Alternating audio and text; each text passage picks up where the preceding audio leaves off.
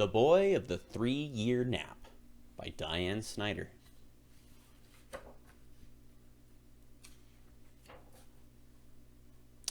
On the banks of the river Nagara, where the long-necked cormorants fish at night, there once lived a poor widow and her son.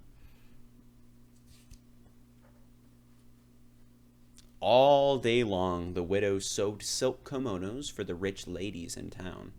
As she worked, her head bobbed up and down, like the heads of the birds hunting for fish. "What next? What next?" she seemed to say, as if the work would never end. Her only son, Taro, was such a clever lad, and as healthy as a mother could wish. But alas, he was as lazy as a rich man's cat. All he did was eat and sleep, sleep and eat. If he was asked to do any work, he would yawn and say, "After my nap." It was said that if no one woke him, Taro would sleep 3 years at a stretch. And so he was called the Boy of the 3-Year Nap. When Taro was nearly grown, a rice merchant moved to town and built a mansion. It had 20 rooms with sliding doors that opened onto the most exquisite garden. In the center was a pond filled with golden carp. And at the end of the garden was a tea house where one could sit in the cool of the evening and gaze at the moon. The merchant's wife and daughter wore elegant kimonos with obies of gold brocade. The merchant himself carried a cane made of ivory and smoked a pipe with a bowl of solid gold. Taro was impressed with his fine new neighbors and began to sneak into the garden between his naps. Everything he saw enchanted him: the magnificent house, the elegant daughter, and the fat carp in the pond. When the merchant counted out his sacks of rice with a tap of his cane, Taro would sigh, "What a life."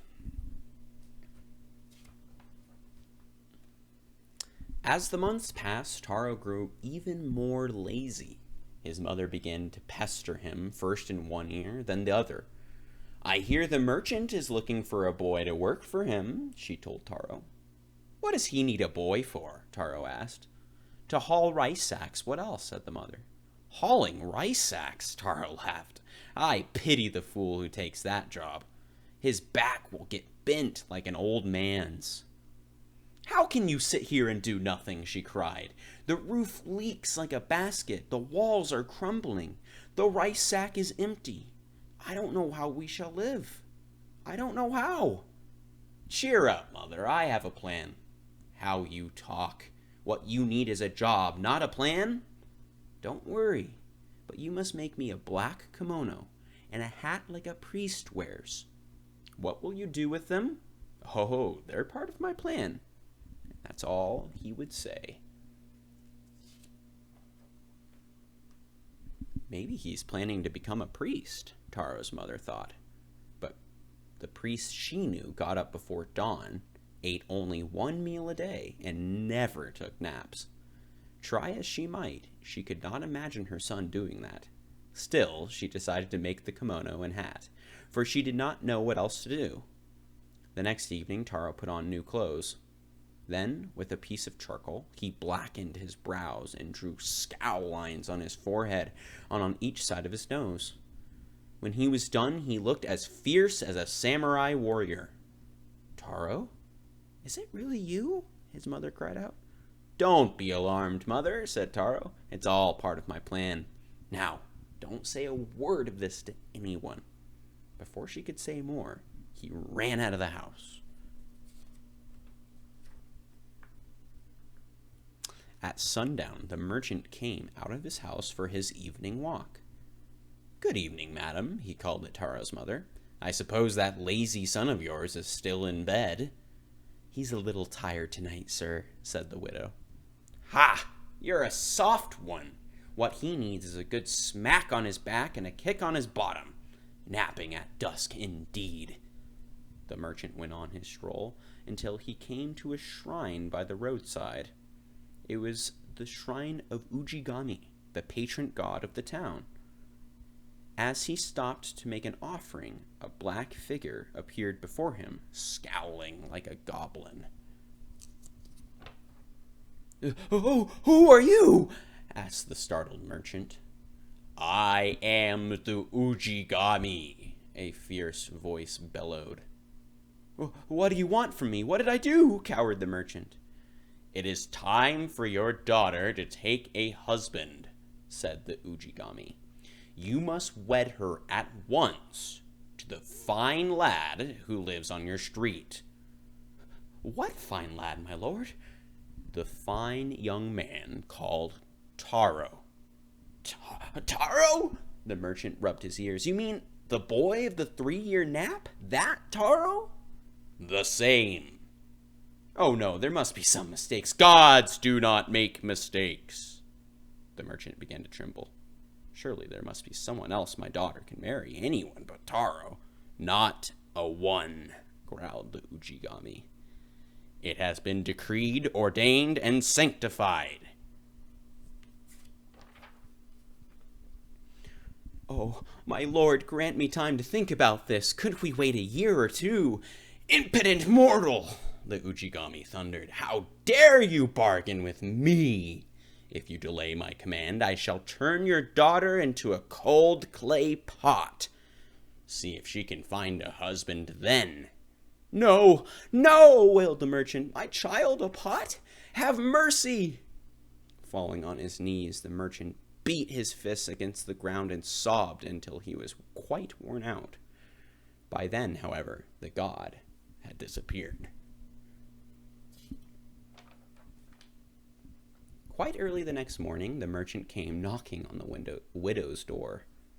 His eyes were red, and his face was drawn, as though he had cried all night. "Madam, I come on the most urgent business," he said grimly. "It seems that my daughter must marry your, son." The poor woman's mouth fell open.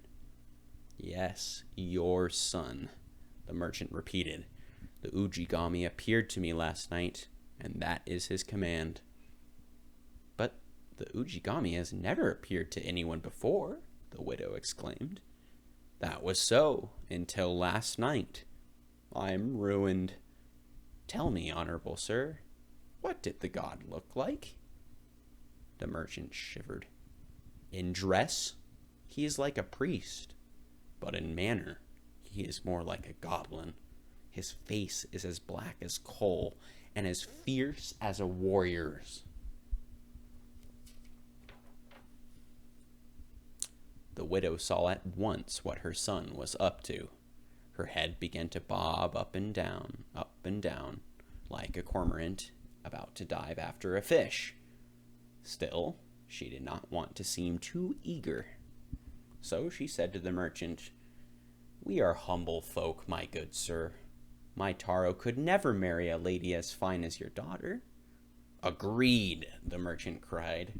"But unfortunately, what we think matters not. We must do as the god commands, or he will turn my daughter into a clay pot." "How terrible!" The widow widened her eyes. "But, sir, even if they are to marry, your daughter could never live in this wretched house. Why, the roof leaks in 100 places, and the walls have so many cracks the wind blows right through." The merchant frowned. He had not thought of that. "Very well, then. I will send a man to mend the cracks and leaks," he said. First thing the next morning, a plasterer came to repair the house. Fine work, Taro mumbled from his bed.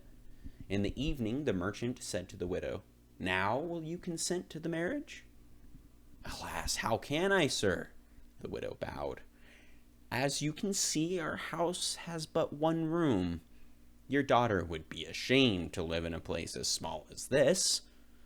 True, muttered the merchant. "All right, I'll send carpenters to build you many rooms." After the merchant left, Taro chuckled. "Splendid, my plan is working." When the widow's house was finished, the merchant asked, "Now will you consent to the marriage?" I fear, sir, that your daughter will still not find happiness here. What is it now? Cried the merchant. Speak your mind, or my daughter will turn into a clay pot. My Taro has no job, said the widow. How can he keep your daughter in luxury and comfort? Surely this is the end of me, groaned the merchant. All right. Your son shall manage my storehouse, but I warn you, madam, he will have no time for naps at my place. Now, do you consent to the marriage? Taro's mother tossed her head like a cormorant that has caught a large fish. You have my consent, she said.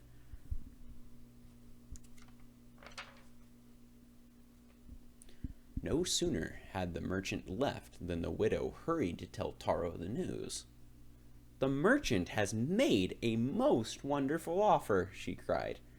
Taro sat up in bed, ho-hum, stretching and yawning like a satisfied cat. It was all part of my plan, mother. I hope you accepted the offer. Indeed I have, said his mother. You start working first thing tomorrow morning. Work? Taro leaped out of bed. What do you mean? That's not part of my plan. Ha! Do you think you are the only one who makes plans? His mother answered. The wedding ceremony was the finest the townfolk had ever seen.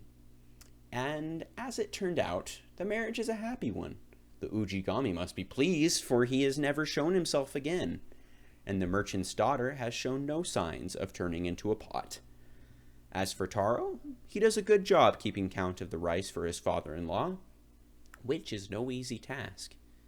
If he is not the busiest man in town, neither is he the laziest. It has been a long time since anyone has called Taro the boy of the 3-year nap. Perhaps everyone has forgotten by now. The end. I hope you enjoyed the book.